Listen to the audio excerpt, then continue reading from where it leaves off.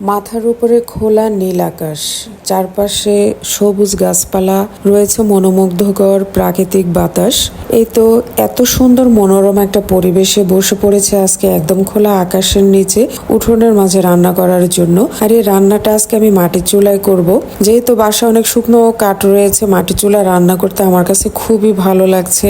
আমি মাঝে মাঝেই এই কারণে মাটির চুলার রান্নার ভিডিও শেয়ার করি আমার পেজে। এই তো চলে এসেছে আজকেও মাটির চুলায় রান্না করার উদ্দেশ্যে। আর আজকে আমি মুরগির মাংস রান্না করব। ফার্স্টে আমি মশলাটা খুব সুন্দরভাবে কষিয়ে নিয়েছি। এখানে দিয়েছি আমি গরম মশলার গুঁড়া, ধনিয়ার গুঁড়া, মরিচের গুঁড়া, জিরার গুঁড়া, লবণ, হলুদ, আর দিয়েছি আদা রসুন বাটা, বেশি পরিমাণে পেঁয়াজ কুচো দিয়েছি।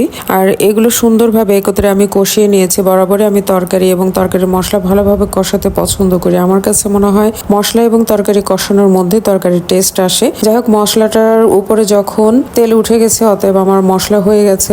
এরপরে আমি তো মুরগির মাংস দিয়ে দিলাম। আর মাংসর মধ্যে দেখতে পাচ্ছেন কতগুলো সুন্দর ডিম হয়েছে।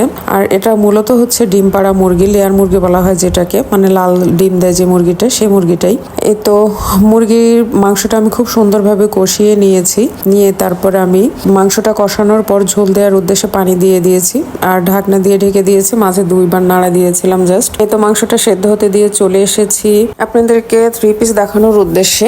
এগুলো আমি জান্নাত ওয়ার্ল্ড ফেসবুক পেজ থেকে নিয়েছি। আপুর পেজ থেকে আমি প্রায় সময় 3 পিস নিয়ে থাকি। 3 পিস গুলো গর্জিয়াস না, বাট খুবই কমফোর্টেবল। গর্জিয়াস না বলে আমি নিয়েছি।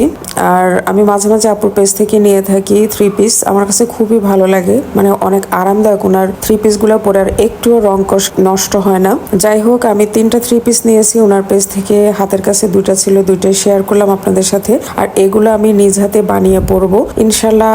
বানিয়ে পড়ার পরও সেই ভিডিও আপনাদের সাথে শেয়ার করব। নিজের ড্রেস নিজে তৈরি করতে পারার মধ্যে একটা সবচেয়ে বড় সুবিধা রয়েছে, নিজের মন মতো ডিজাইন দিয়ে ড্রেস তৈরি করা যায়। আর সবগুলো 3 পিসের কামিজ এবং সালোয়ারের কাপড়টা অ্যাটাচড, অর্থাৎ এক জায়গায়। এই যে ভেতরে চেকচেক কাপড়টাই হচ্ছে সালোয়ারের কাপড়, উপরের কাপড়টা হচ্ছে কামিজের। সব 3 পিসই একই কোয়ালিটিরই। যেটা এক্সট্রা রয়েছে সেটা হচ্ছে ওড়না। যাই হোক, এখানে চলে এসেছি আমি আবার আমার রান্নার কাছে। এসে দেখলাম অলরেডি আমার মাংস সেদ্ধ হয়ে গেছে। যাই হোক, আমি মাংসটা একদমই ভুনা ভুনা রাখবো, মানে গায়ে মাখা ঝোল রাখবো। মাংসতে আমি কোনো ঝোল রাখবো না। ঝোল মাংস আমার কাছে তেমন একটা ভালো লাগে না। তবে ঝোল মাংস যে একদমই খাই না তেমনটাও নয়, ঝোল মাংসও খাই মাঝে মাঝে। বাট সেটা গরুর মাংস যদি ঝোল হয় আমার কাছে সেটা অনেক বেস্ট লাগে। আলুর সাথে গরুর মাংসের ঝোলটা আমার কাছে সবচেয়ে ভালো লাগে। মাংসটা হয়ে গেছে, দেখতে পাচ্ছেন কালারটা খুবই লোভনীয় এসেছে এবং মাংসটা খেতে অনেক ইয়ামি হয়েছে। তো আজকের ভিডিওটা এ পর্যন্ত। ভালো থাকেন সবাই। ইনশাল্লাহ আগামী কোনো ভিডিওতে দেখা হবে, কথা হবে। সে পর্যন্ত আল্লাহ হাফিজ।